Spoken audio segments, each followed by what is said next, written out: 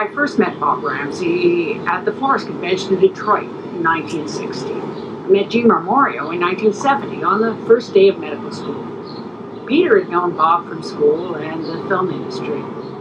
I became his doctor. Jean was my medical partner. In the summer of 1990, Jean and Bob each accidentally arrived at the O'Brien Island in the Georgian Bay.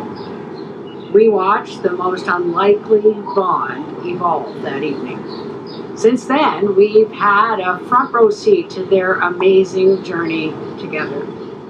Congratulations, Bob. Now everyone can learn from your insight and candor on your remarkable journey.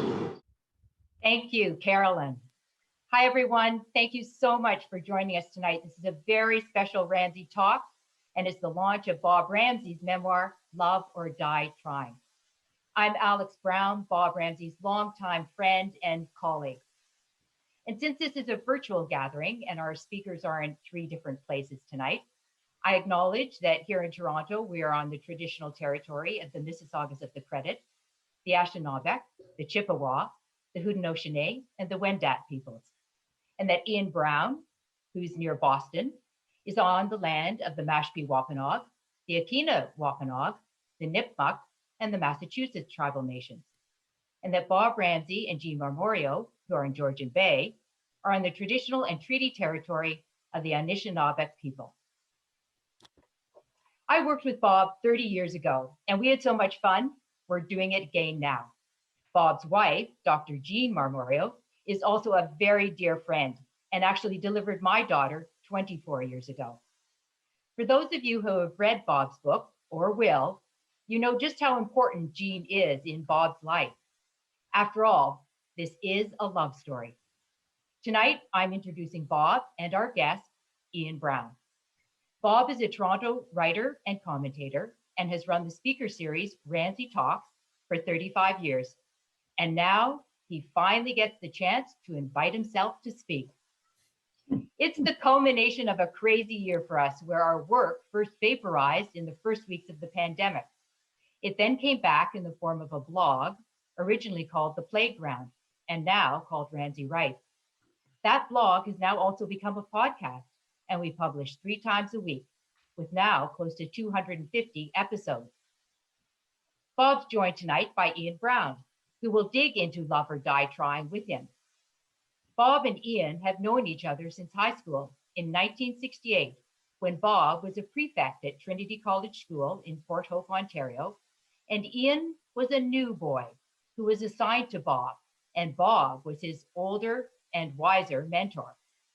Well, from there, Ian was set, obviously, in life and career. Ian's an author and a feature writer with the Globe and Mail, and the winner of many national newspaper and magazine awards. He was the host of Human Edge and The View from Here on TV Ontario, and he's hosted many shows on CBC Radio and has written for Maclean's, Saturday Night Magazine, and the NPR show This American Life. One of Ian's books, The Boy in the Moon, A Father's Search for His Disabled Son, was named one of the New York Times 10 Notable Books of 2011. So before Ian and Bob get talking, Bob's going to speak for a few minutes about Love or Die Trying, and then we'll get into their conversation. After that, I'll be taking questions from you for Bob and Ian and Jean. So please send your questions to me via Zoom chat. That's Alex Brown, just use the Zoom chat. We'll do our best to fit in as many as possible. And we'll be posting a link in Zoom chat a few times throughout the show so that you can find out details of where to order Bob's memoir through your local bookseller, Indigo, or Amazon. And finally, at the end of this show, we'll announce the winner of a personally autographed copy of the book that we'll send to you after the show. So now with that, I'm pleased to turn the virtual floor over to Bob. Bob. On this, the longest day of the longest year of our lives, I want to thank all of you for coming, and Alex, thank you for that intrepid and heartfelt introduction. It's a bit of an out-of-body experience, I've got to tell you, being the speaker at a Ramsay talk. But as Jean said, don't get any ideas. We're coming to you tonight from our cottage on Georgian Bay, where we fled 15 months ago. We came for a couple of weeks while this pandemic thing blew over. Since then, we swaggering city mice have become humble country mice. After all, in its early days, the pandemic vaporized my business. I had no work, but what I did have was lots of time. And the prospect of watching my wife practice telemedicine all day convinced me that writing the memoir I'd long delayed would keep me sane. So, no pandemic, no book, no talk tonight. But writing a memoir wasn't a new idea, it was a decade old. The book was originally called The Last Time I Was Here, I Died. It was about my near death in 2011 when my heart stopped the day after I'd had open heart surgery. In the months that followed, I fell into a depression and my heart was still acting out. But did I have a story to tell? My agent, Michael Levine, sent an outline to all the publishers. They all wrote back saying, thank you, no. I was enraged. I called Michael, who quickly moved to talk me off the ledge. Bob, anyone who knows you for more than 30 seconds knows about you and Jean. So don't write a death story, write a love story. Thus was born Love or Die Trying. A friend called it a death and resurrection because of love story. I started writing it just a few months before the pandemic hit. My colleague, Julia McDowell, would read each chapter and say, Bob, tell the reader how you feel. Whatever did she mean? That's the hardest thing in writing this book. Not so much the parts about being a cocaine addict or getting cancer or having a terrible stammer, but what I felt about all that and how the early years of fear and regret and loneliness and pain shaped me, for good or ill, into the man I am today. It wasn't easy writing about my love for Jean. I'm a wasp, a high wasp, and Jean and I may be in love, but we rarely talk about love. But let me say now, let me scream from the rooftops to the people of the world for all to hear. I am the luckiest man in the world because I stumbled onto and hung on to the woman I love. Jean is an extraordinary woman on many counts. And I still pinch myself 30 years later at my dumb good luck in finding each other. For all of you over 40 who have given up and turned off the switch of your desire, my strongest advice is don't. So Jean, my dear, thank you for being who you are, and most of all, for being here. Well, it was hard starting to write the love story our lives became. It was even harder finishing the book.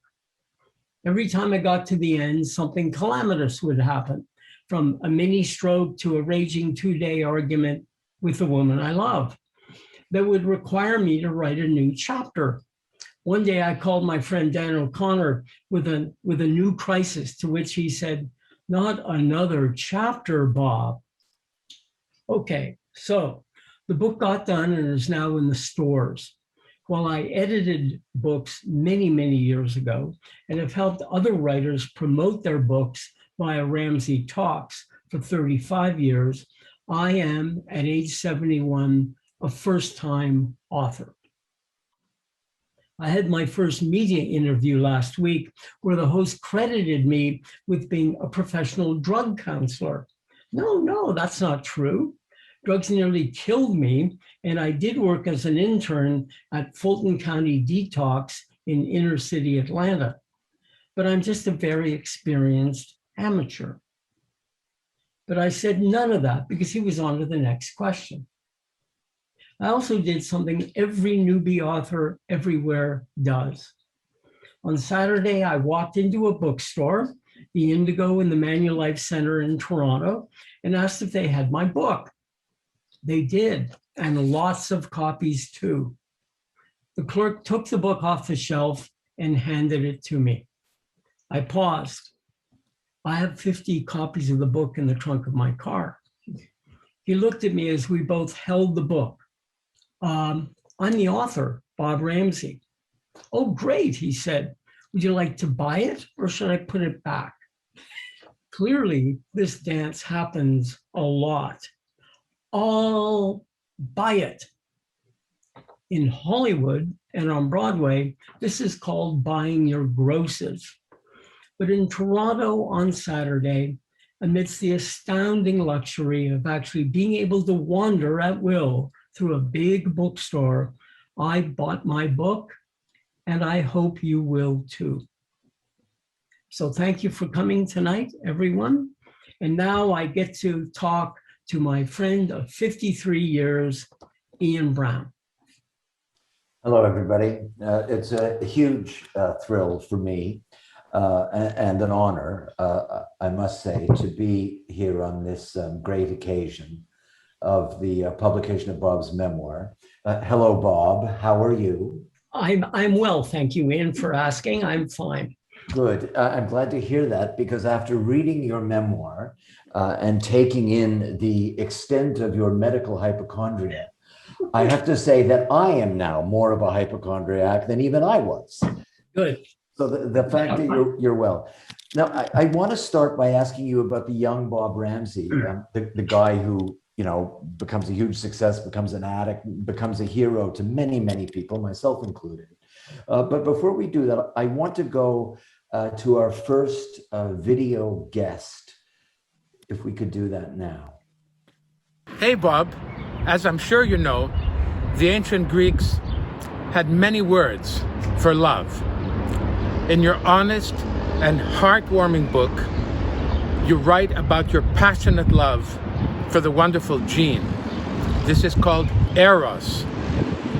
Freems, dear Arthur Gelgut, a few others and I would fall under the category of love called philia, or friendship. Bob, I hope that all your loves and friendships last at least as long as these temples here. And in closing, I just want to apologize for not being able to bring Gergiev here to serenade you. But my friend Nikos will say it for all of us.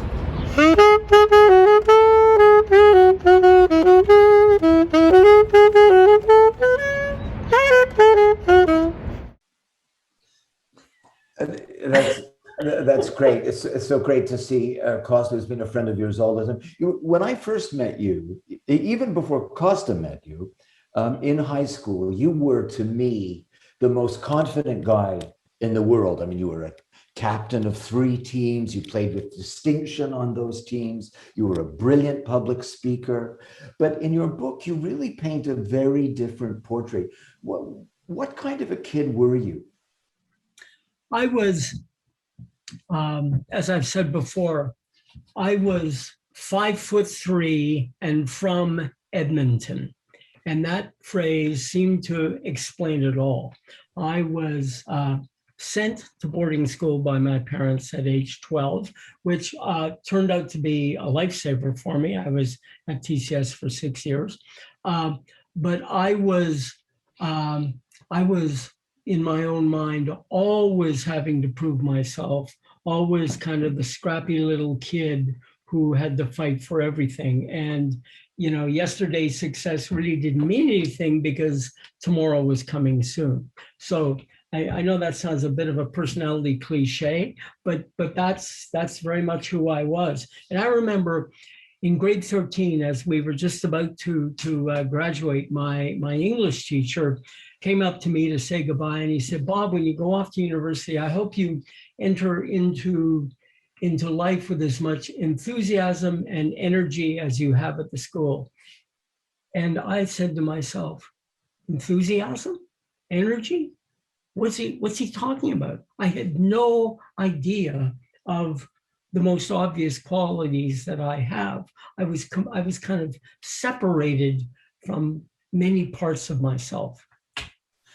But despite your profound lack of self-knowledge, I mean, you succeeded enormously Anyway, you and Costa and Helga Stephenson, you moved into that house where I was often a visitor. I think Costa used to call it the fornicarium. It was an astonishing. Fornicatorium, please. Fornicatorium. Right. Sorry. My ancient Greek is slipping. And you were enormously successful right from the start. You went to work for Bill Davis, and I watched your rise. And you write in your book, you say, the terror of what would happen if I ever stopped propelled me to keep running and performing and succeeding. But that made me wonder, is it unavoidable? I mean, does success involve these compromises? And what is the cost of those compromises? Well, I think the cost of those compromises, and I wouldn't even call them compromises, I would call them childhood defenses that turned into gigantic drawbacks. The cost of that with me was addiction. It's not addiction for everybody, but I would say that there are huge costs to be paid in adult life, to your psyche, to your happiness, to your real potential as a person, let alone as a speechwriter for Bill Davis and all those other things, which are in a different realm. So I can look back at age 71 and say, boy, those were victories, but they were won at a huge personal cost. So. And you tell the story of that cost in a very compelling way. I really have to say, and I've read a lot of memoirs and a lot of addiction stories. This is by far the most, and I'm not just saying this, the most readable and entertaining of them. But if we condense it, what pulled you out of the downward spin? I mean, you were collapsing, you were broke, you were addicted. What was the thing that made you reverse it? Well, I mean, what reversed it was going to treatment at Talbot Recovery Center in Atlanta. And there were a couple of things about that place that certainly worked for me. First of all, it was long-term treatment. I was there 4 months. Most treatment centers for alcoholism or drugs are 1 month. And I believe that time itself is part of the cure. Second is because it was a treatment center mainly for doctors and lawyers and judges and pilots and baseball players, people who had a third-party license that could be yanked away from you. They made incredibly sure that you are fit to go back into the cockpit or the operating room. So they were highly interventionist, and they're used to dealing with people who are very accomplished, very articulate, very charming. As Jean said once when she came down for Family Week, and we were having this picnic with all the spouses and the patients, and I turned to her and I said, so dear, how do you like my roommates? And she said, I've got to say, Bob, I've never met a more intelligent, articulate, charming group of sociopaths in my life, right? And that was kind of it, right? And I had to be brought very, very low in order to, and again, at the time I didn't know this, to kind of start to rebuild myself again. Right. And of course, I met Jean, right? Right. Well, then. So now that you've introduced her, I think we can go to our second video, because this is an appropriate moment for that. Okay. To read a good story is satisfying. To read a story that can inspire hope is priceless. We've all heard the expression, you don't know somebody until you've walked a mile in their shoes. Well, this is a story about unconditional love. From the friends who you make, who no matter what you say or do, will never turn their backs on you, to the family that you're born into, and the future family that you choose to make with the person you love. Everybody, no matter who you are, where you come from, or what you do, deserves the opportunity and the joy to experience unconditional love. A great love story is amazing, especially when it's about your parents. So Bob, it sounds like they really, really, really liked you. But, not to, Norma Ray, Sally Field, right. But Was that clear to you? Oh God, no. When at the beginning, they really didn't like me, and the reason was pretty obvious.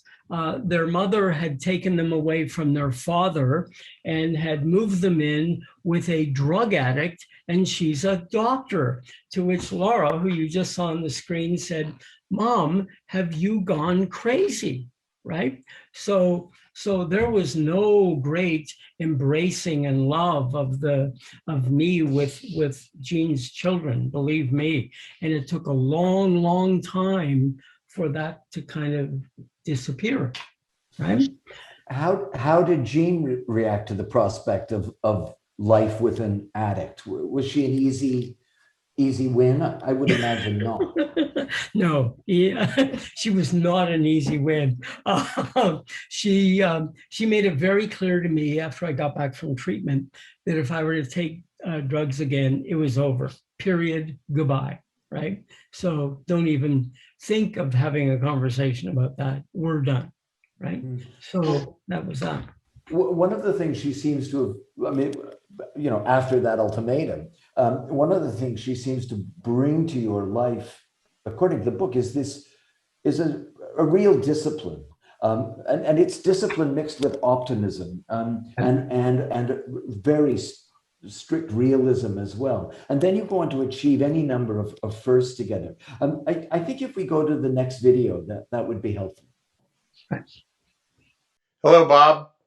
I have to say, after reading your book, I have a complete and fulfilling definition of what courage is. Being able to share your catharsis with us and your journey through trials and tribulations demonstrates what you value and how you value us, your friends, family, and loved ones. Your loyalty, your ability to overcome adversity, and your willingness to share this makes you truly a more vincit omnia. You prove that love does conquer all. God bless you, love you, and can't wait to see you. So you and Jean go and do these extraordinary things together. I mean, for instance, you hike the Appalachian Trail, and Ramsay, as somebody who has shined your shoes and run your bath when I was in high school, I have to say that you as a camper I can't even begin to conceptualize, the absurdity of that. But you do these amazing things. You go to Everest Base Camp, you circumnavigate Manhattan in a kayak in your 70s, you're both in your 70s. So what was the hardest trip you've ever undertaken? Oh, but by far the Appalachian Trail. First of all, it was the longest. It was 2 and a bit months. It was the most grueling by far, but also it was a test of a much different order.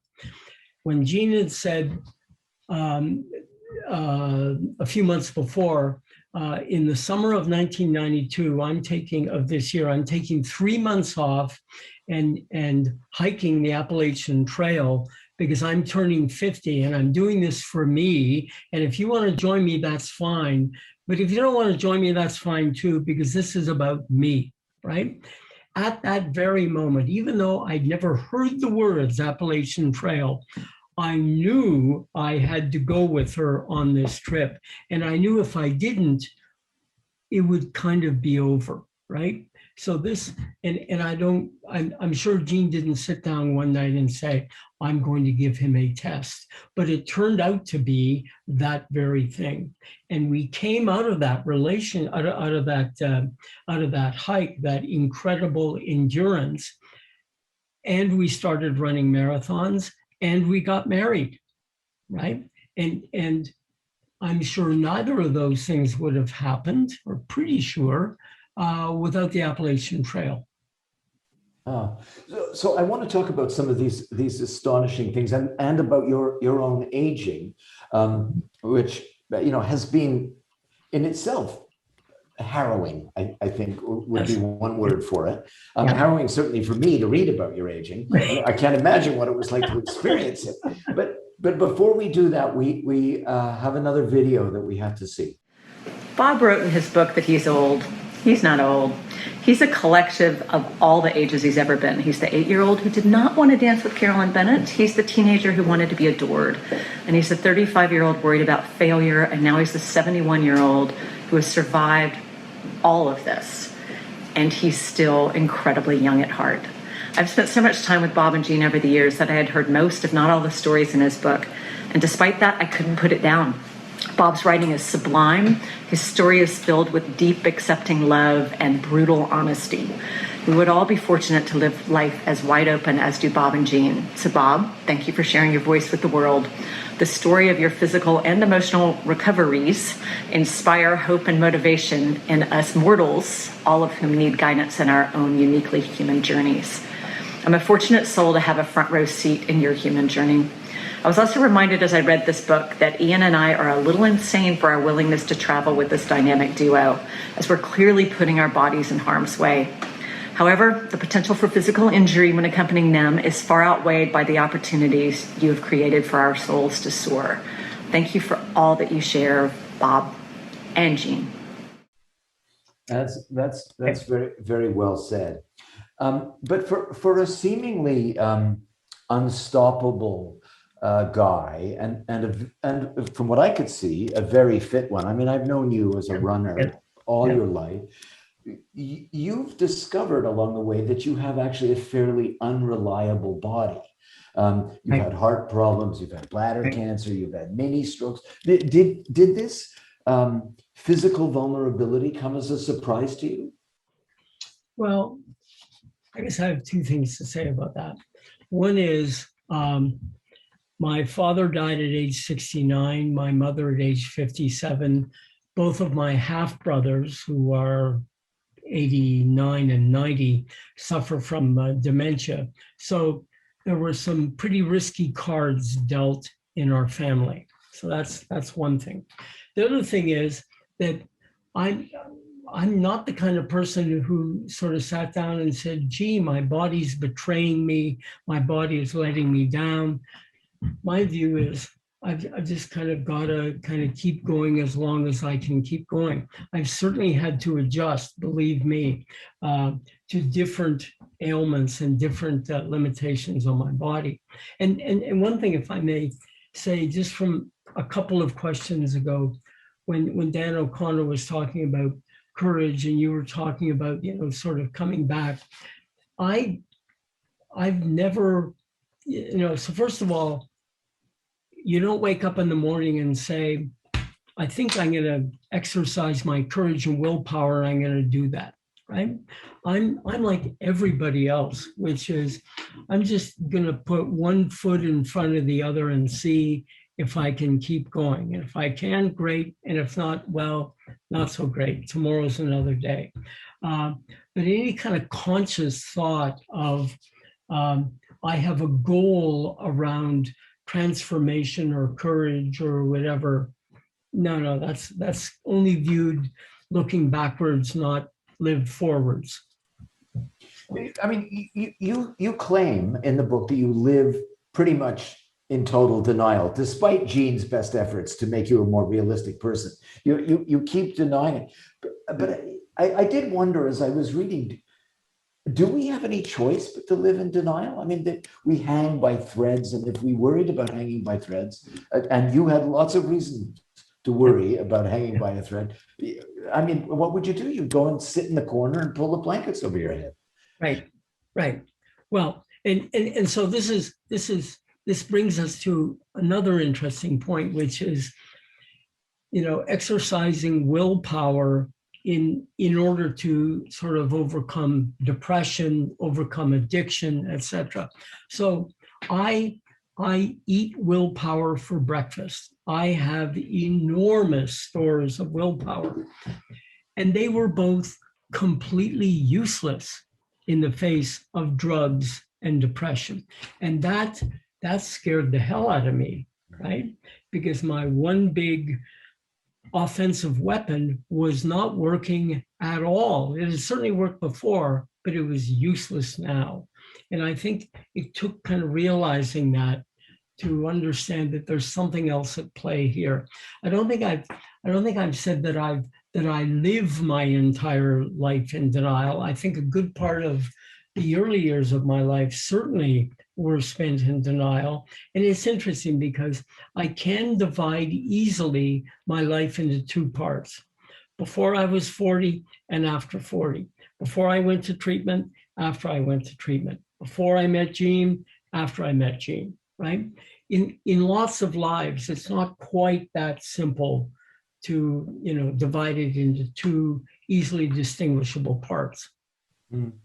Um, Yeah, that's very true. The book is like that, but I think there's another division that takes place, and that's a word, at least from reading the book, and that's a division that takes place because of some of the health difficulties you've had, by some of the challenges, and that's when you become more of an explorer, not just of the world, not just of high places and deep places and faraway places and isolated places, but an explorer of the unknown place that lies ahead of us all, and that lies closer and closer to you as you get older. And you write about this with incredible courage, I think. And before I ask you what I hope will be my killer question, so to speak, we have one last video that I think we have to get in before we do that. Okay. Hey, Bob, I loved your book. I thought it was so ruthlessly honest, so painful, yet so redemptive. And I'm glad to know that you got through that terrible personal ordeal, but I also like the idea that the lesson of your life and the promise of your rebirth, if you will inspire and motivate and help so many others who may find themselves in a similar situation of drug dependency and agony and loneliness. And you have burst out of that to become one of the shining figures in my life, and I think in the lives of many others. So good on you, Bob. I hope the book does really well. We're all rooting for you. Take care. Lots of love. So these are incredible testimonials to the way you've lived.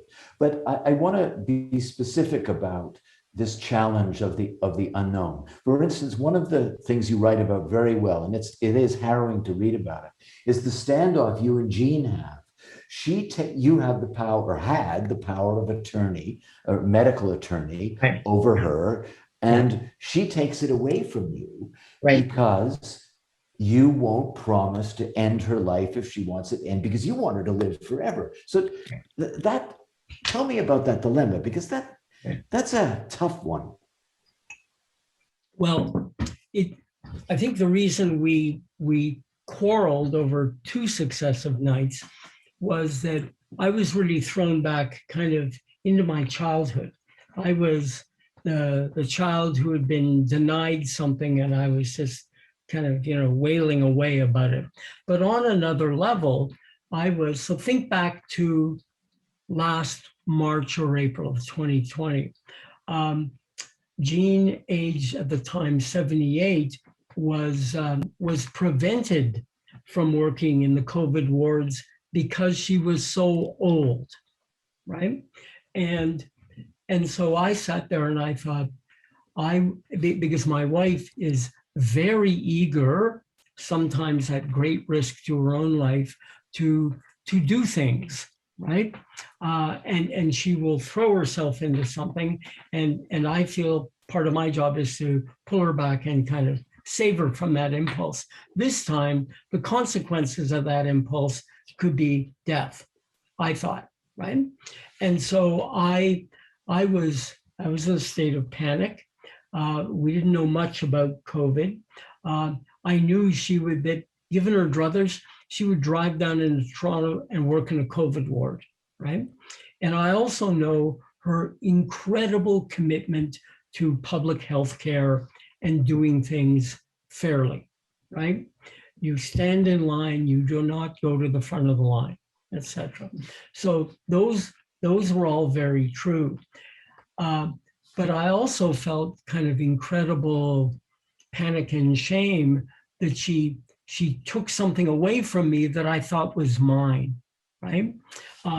And all of those fantasies I am going to have the final say over my wife's life or death, etc. My wife, who's a medically assisted death doctor, I mean, it was just all kind of symbolically sort of, had me bouncing off the walls.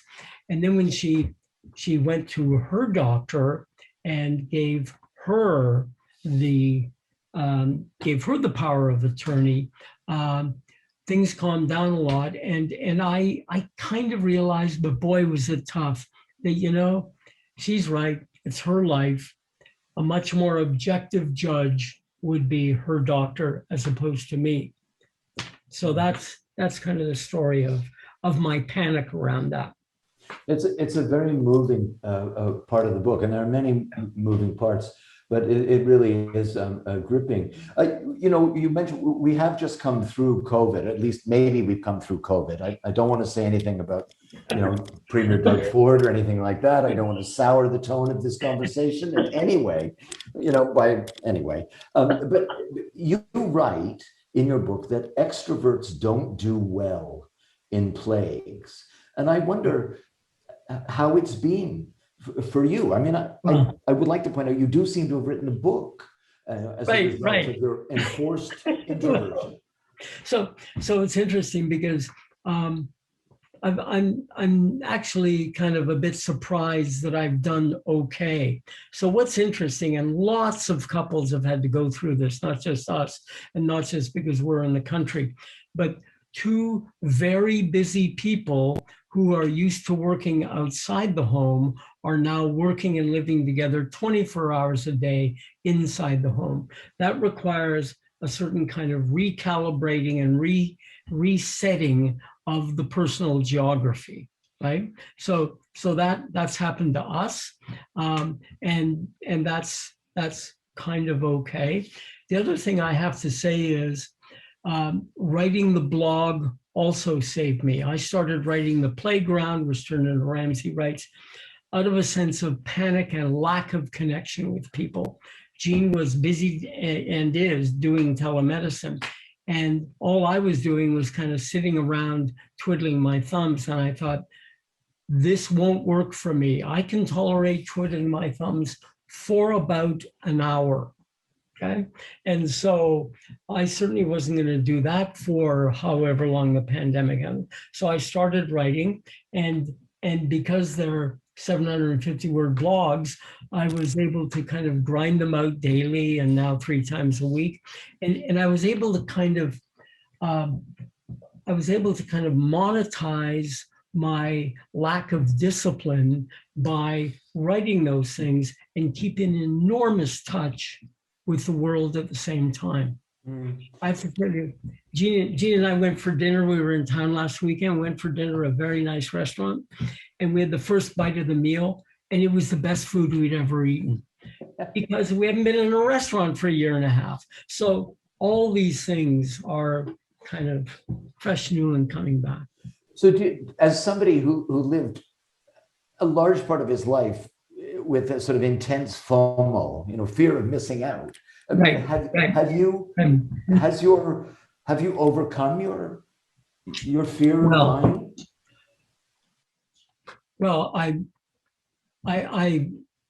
not sure I am going to miss out on dying, Ian, but I think there are kind of two questions here. But so I am still terrified of death, and always have been, and have, because I have an enormous inner child and a very active fantasy life around my wife putting me to death.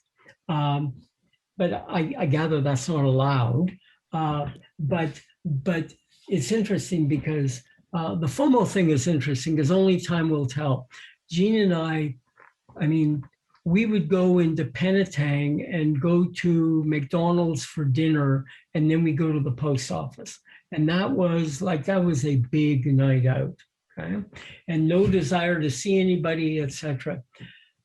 But I think now that things are opening up again, that part of me is also opening up again. I don't think I'm going to be sort of go to theater openings, go to dinner 7 nights a week. I think those days are done. And one reason is because of age more than anything else.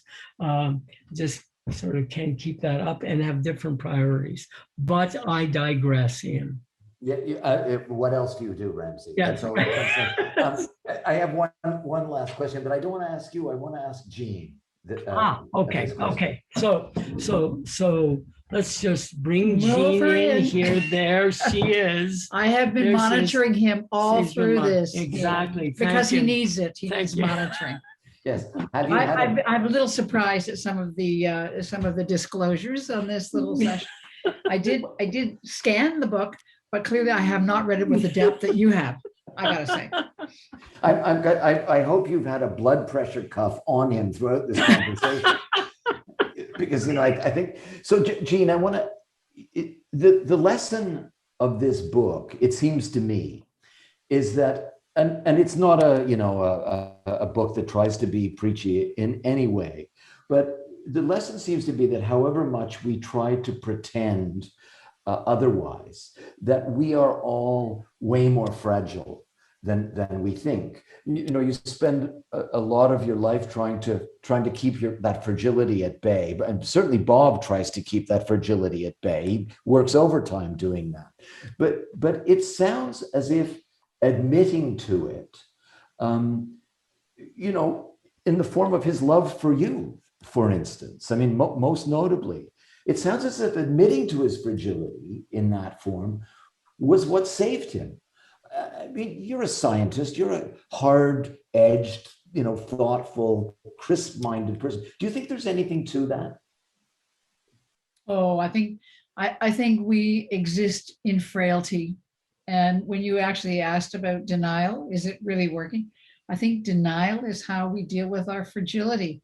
I think the magic in Bob and in Bob's book is that he's close. He's been always closer to his fragility than almost anybody I know. And I think because of it, I think it makes him extremely sensitive to what's around him and who's around him and the people he touches. And certainly in the course of our years together, his fragility hammered at my rigidity so much that it kind of, opened the groove. It was kind of like the coronavirus of Bob into Jean too, So because of his fragility, I think I was able to ease in and let down a lot of my own denial and my own defense, if I really think about it that way. I was far more rigid than he ever was. Huh. Well, that just makes me wish that you were about to write a book. In fact, you are about to write a book. I think I'm about to write a book. and it is, in fact, about fragility. It's about a lot of fragility in the people I serve around medical assistance in dying, but also it is about the kind of burden that you bear when you help anybody end their life or realize that they're at the end of their life. So yeah, it's coming. It's coming. Well, look, that's the end of my questions, but I just want to say how grateful I am, not just for the book and for, Bob's having the courage to write it, and for you having the, strength and discipline to make him write it and to, to help him get it out. But I want to thank you for your mutual example, which I think is, peerless in its way. And I'm very grateful for having had the chance, not just to read the book, but to know you and to have this chance to talk to you. So well done, really. Congratulations to both of you. I think it's a real triumph. Thank you, Ian. Thanks, Ian. And Ian, thank you for doing this. And for those of you who don't know, Jean is co-authoring her book on medically assisted death with Ian's wife, Johanna Schneller. So remember, this is a book launch, Ian. Yes, buy both books. Let's see it. Great, good, okay. Great, thank you, Ian. We're going to go now to the Q&A. Bob, they're stacked up here. So let's just start. As you told the tales of the trials of your life and the constant recovery and rising up again and again and again. People are saying Bob Ramsay has to be the luckiest person alive. Can you please talk about the role of luck in your life and success? Sure. I know a lot of successful people. Of the 556 people on this Zoom call, many are high achieving people, and we tend to attribute our success to our talent and our hard work. But I think that there's another factor that plays into that, and that is the role of luck, just plain luck. If I hadn't have gone to that island where Carolyn Bennett and her husband were for that Saturday afternoon, if our friend Doug Barrett's boat, if the battery hadn't died and everybody didn't come back for dinner, then Jean and I would, if, in all of our lives, we have hundreds, if not thousands of these. And so I think luck plays an extraordinary role in all kinds of things, both good and bad. I just encourage all of us to think about it as a role in our own lives. That's it. Thank you. Great. Another question. You talked about that willpower, which you eat for breakfast. Normally, you could eat your willpower for breakfast and it'll get you through anything, but it did not help you beating addiction. So the question is, Bob, what did help? Well, what helped was, and again, this is going to sound like 12-step AA talk, but what helped was acceptance. The sense that, so first of all, that I couldn't do it alone. I had to get help from other people. And I, who am so kind of built to do things on my own, this was very difficult to do. And the other was to understand that I'm not going to get out of my depression and I'm not going to get over my addiction if I don't create, and again, I'm going to fall into a phrase here, kind of a community of care so that we can look after each other. And looking back and having worked with hundreds of addicts and quite a few people who have been depressed, I can see just how important that is. The other thing, of course, is that I love connecting. I love connecting people. I just get a thrill every time I can bring people together. So that works for me. But I must tell you, when I was addicted and when I was depressed, there was no connection. I was not doing that. It was just sort of wiped from my brain. I didn't wake up and say, gee, if only I can connect with more people, then maybe I'll feel better. That was gone.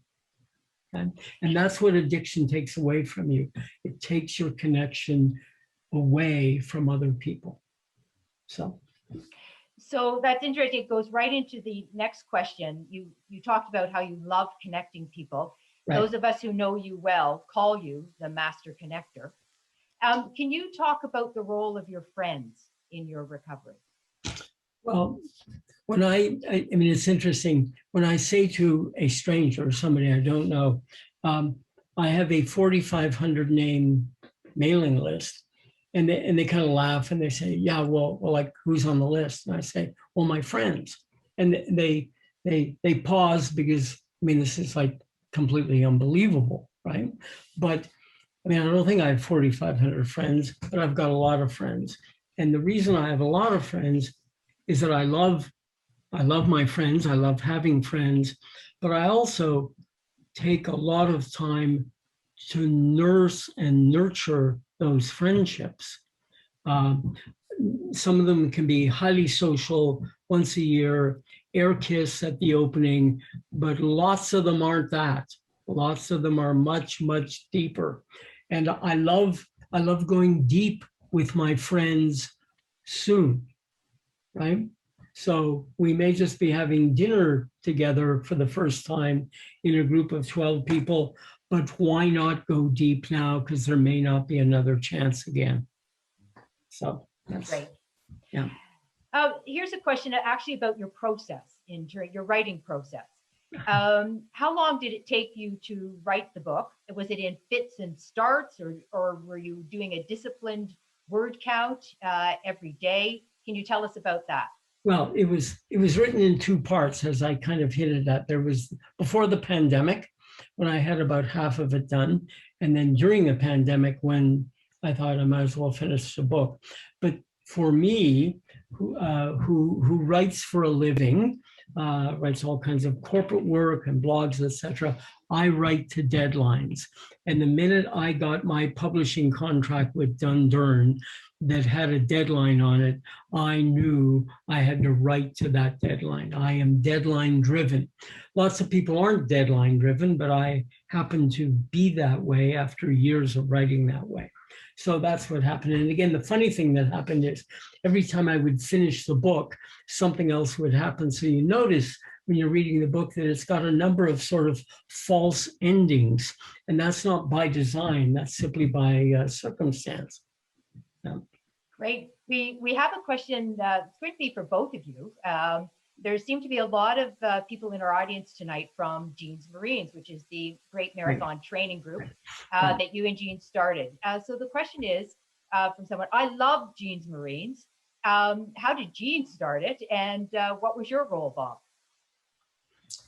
Well, the very quick story, and I'll ask Jean to come in here as well, is it was 2001. We had both run quite a few marathons.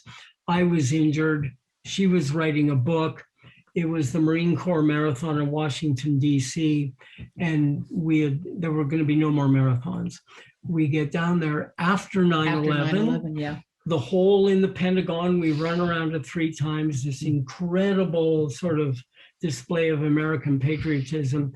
We both finish well, no pain for me. Jean runs faster than she ever had in her life.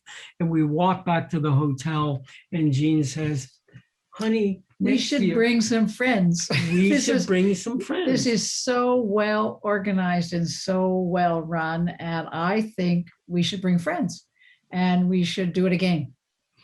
We were eating pizza at the time, I think. Right. And we were standing on a bridge overlooking the Washington Monument. And that was the beginning. So that was October. And comes January, we said, you know, if we're going to do this, it's going to take 9 months to start to really train people. We better get started now. We had not a clue what we were doing. We had not a clue what the response was going to be.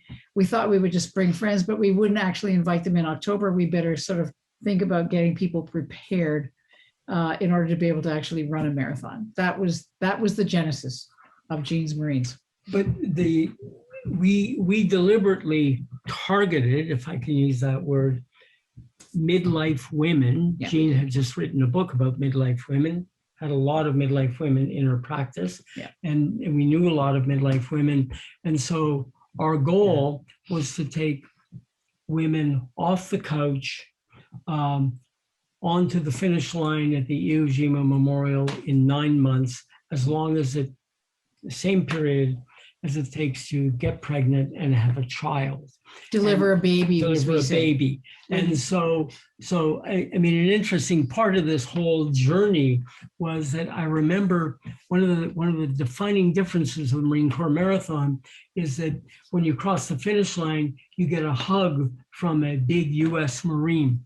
And so I said this as a joke to all of the feminist and ultra-feminist Jeans Marines, expecting blowback, and they all just went, really? Really? Wow. I'm in, right? So it was very funny. And I mean, it was an incredible kind of movement, adventure. I know there's lots of Jeans Marines on the call here. And I mean, where we feel wonderful about it is that there are still small groups of 4 or 5 women who go out every Saturday morning and they walk or they run and then they go and have brunch. And also Jean, freed from the time constraints of Jeans Marines, then went on to run the Boston Marathon. And become a Boston Marathon champion, which she could not have done if she were running Jean's Marines. So that's the story. It's a fantastic story. And Yeah. so this is now the last question for you, Bob. It's a short one. What's your next book about? Well, I don't know. I mean, I thought I was going to have a dreadful pandemic, and frankly, I've had a pretty good pandemic. It's interesting because it is interesting writing a book and being in the next room with your spouse who's also writing a book, and she's writing a book about, frankly, putting people to death. Okay. And so it's a very strange thing. I don't know if it's a book, but it's certainly worth contemplating. So. Excellent. Well, thank you. Thank you. Sounds like a blog to me, but okay. Subject of our next blog. So that was the last question. It's now time to announce the winner, Bob, of the personally autographed copy of Love or Die Trying. And that person is, I hope I pronounced it correctly, Simeon Kendrea. So we'll reach out to you and send you the copy of the book. And so with that, I'd like to thank everyone for coming tonight. You'll be sent the recording of the event tomorrow. And a special thank you to our video guests, to Carolyn and Laura, Dan, Ann, Costa, and Wade. We love you and thank you so much. To Ian, thank you for keeping Bob on his toes always. Don't stop. And to Jean and Bob, thank you for such an inspiring love story. And don't forget to get your copy of Bob's book, so you can go to your local bookseller, Indigo, or Amazon.